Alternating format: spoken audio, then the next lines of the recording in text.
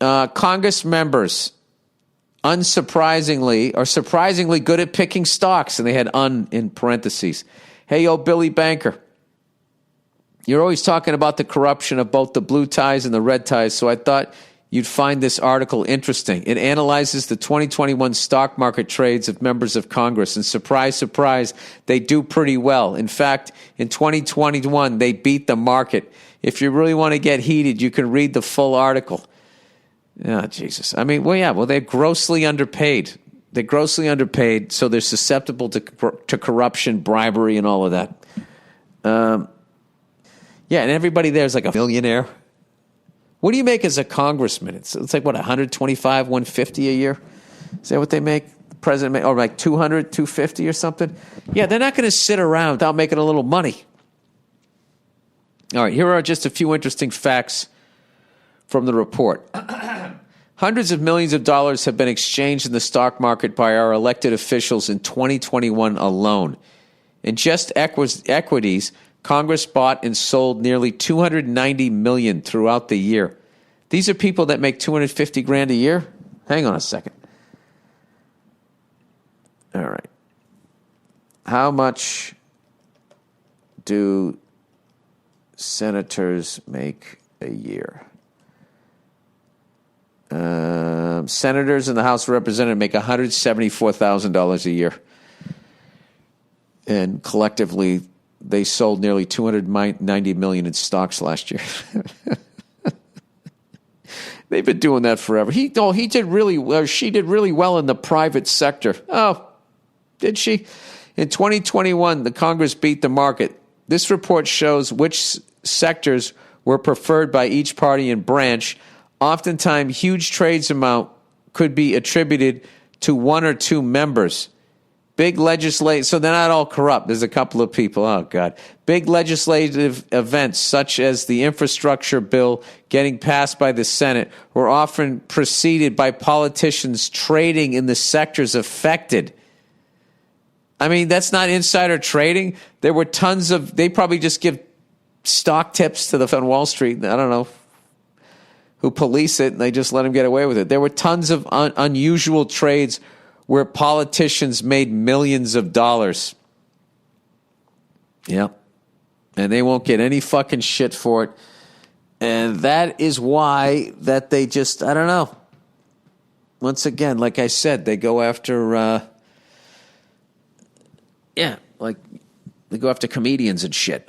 What we need to do is we need to get on the inside of the stock market or something, be able to make some of these money, and then they'll stop fucking with us, I guess. Although I kind of feel like they have. Doesn't it feel like it's kind of over? All of that cancel culture shit. I just feel like it kind of just died. You know? People who didn't really deserve to get canceled are back. You know? People who should have been, you know, have a timeout or whatever are allowed to kind of put their lives back together, which always made sense to me. You know, every day there's people who get paroled out of prison who did way worse than most of the people that got in trouble. Not saying all, but most of them. So if they can try to put their fucking lives back together, you know? I mean, you know, why can't other people? I don't get it. I don't give a fuck. Why do I comment on these things? I have no idea. I can tell you right now, I am so fucking dehydrated right now. You know, I keep doing the goddamn elliptical. Can you hear all this fucking noise that I'm hearing me undoing these wires here? I keep doing the fucking elliptical like every goddamn day. I've been doing yoga. I've been doing all of this shit. I've been dropping weight. You wouldn't know by what I said I ate this week. But other than that, I eat fucking perfectly. But I've been dropping weight. I look good. I feel good. But I'm fucking dehydrated as shit. Because, I don't know. I don't like drinking water when I'm doing the elliptical. Because you have to, like, slow down. No matter how much you slow down, it dribbles down your fucking chin. And I got to keep my stupid mask on. You know? There's this one person at my gym. They don't know that I know, but I know.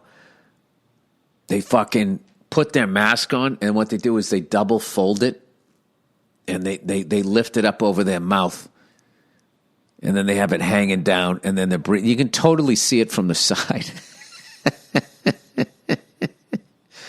I called the person the cheater. But whatever.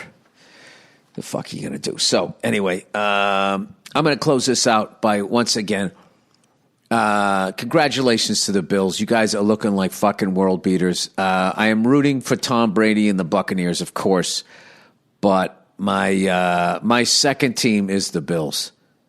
You know, I mean, I just, you know, I don't know why. I just want to see Brady get another one. Fucking have 8. You know, be amazing. Then he gets 8, and then he can go for 3 in a row, which nobody's ever done. Yeah, it'd be fantastic. Because I just like, oh my God, I'm so fucking sick of him. I'm not. Why are you sick of the scene that you know? I wonder if people back in the 1920s were like, oh my God, I'm so sick of Babe Ruth. We get it. You're the greatest fucking baseball player. Were they sick of him? You know there were people. I don't want to go down there and see that fucking asshole. And they didn't go to Yankee Stadium, or they didn't go to their local ballpark to see Babe fucking Ruth. Why wouldn't you do that? I don't know. You can't be like that. If somebody's fucking great, you got to give it up, and you got to root for them to be the greatest ever so you could say that you saw it. I would think. I don't know. Speaking of which, I have just become obsessed with the Cincinnati Bengals. Their whole thing in the 1970s where, you know, they came out in like 68 and they had Paul Brown and Bill Walsh and that kid Greg Cook. You got to see the story on this kid. This kid was like, Bill Walsh said he was the greatest quarterback talent he ever coached, including, you know, Joe Montana. And, you know, guy blew out his rotator cuff. They didn't know what happened, and they didn't know how to fix him back then. And it just, you know, made his arm weak, and it just ended his fucking career. And the guy really had a sad life after that. But then his backup had a weaker arm, and that's when Bill Walsh created the West Coast offense in Cincinnati. And it was called the West Coast offense not until 1985, I guess, when Bill Parcells' Giants beat the 49ers. And Bill Parcells said, hey, how do you like that West Coast offense now? And then that coined the phrase. But it was actually created. And they had a guy, Isaac Curtis. Did I talk about this with Verzi, or did I already talk about this on the podcast? I can't remember. They had a guy, Isaac Curtis. He was the fastest guy in the NFL. And he is the reason, the Isaac Curtis rule is that after 5 yards, you can't interfere with the player, because Paul Brown said, what is the point of having a performer if they're not allowed to perform? They fucking went jumping on him and shit the whole way down the field. So that's the reason for that. The Mel Blount rule is when he beat the shit out of Golden Richards in the Super Bowl in 1976. He was literally just beating him up. Like punching him in the head and shit. It was fucking nuts. So they're like, you can't do that. But wait, they're kind of the same rule, though. Look those up. Try to find the nuance between the Isaac Curtis rule and the Mel Blount rule. And I'm a big fan of rules named after players, like Sean Avery.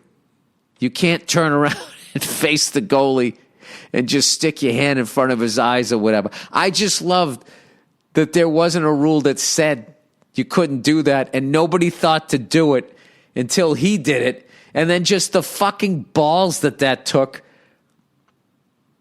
because he has his back to the shooter and there's no padding. Even if there's you're just getting hit in the fucking foot would kill at a pickup rink. Forget about getting hit in the calf by an NHL slap shot from the fucking point. And he was so about winning, he didn't give a fuck. Turned around and just stuck his hand there. I thought it was hilarious. So, anyway, that guy should have a podcast. That guy is fucking hilarious. And if he does have a podcast, please send it my way. I want to listen to that. Anyway, all right, that's the podcast for this week. All dehydrated Bill. Congratulations to the Bills. I got to tell you something, man. That interception was one of the greatest interceptions I've seen in a long, long fucking time. You guys got a great coach. They got somebody up in the booth that used to work with Belichick and Nick Saban. I mean, these guys, they are built to win this whole fucking thing. And I got to tell you, man, I think they got a better vibe than those great Buffalo teams of the late 80s, early 90s. I think this one just seems more, they got that cold-blooded serial killer fucking thing that you have to have as a champion. So I don't know, man. I think that it's going to come down. This is obvious shit. It goes down to KC and the Bills. Unless KC completely fucked it up and the Steelers beat them while I'm doing the podcast here. It comes down to KC and the Bills. And I think the Bills could beat them. Absolutely beat them. And, I was watching tonight and, Kansas City gets down to the goal line, and they do a little razzle-dazzle, and then Patrick Mahomes literally underhands the ball to somebody, like he would throw to a 3-year-old, and everybody's like, oh, my God. It's like the fucking Globetrotters. I love Collinsworth. He's like, it's like the Globetrotters. It's like, is it? That looks like me trying to teach my daughter how to catch. I was joking on Twitter that, like, when Josh Allen threw that ball sidearm, if Patrick Mahomes did that, the announcers would have talked about it for the rest of the game. I mean, that is just odd. Look at the angle of his arm. I mean, that is fun. You would think that nobody ever slinged it sidearm before the guy. I will give it up. I never saw somebody throw a no-look pass. I will give that up. But I don't know. There's just something about when he does shit like that. They act like they've never seen it before. I mean, what I'm seeing there was that's just the holy roller turned into a fucking forward lateral. Ken Stabler did that shit 40 years ago. Oh, Bill, you're really going to be an angry old man? Yes, I am. Yes, I am. All right, that's the podcast. Go fuck yourselves, and I will. I'll check in on you on Thursday.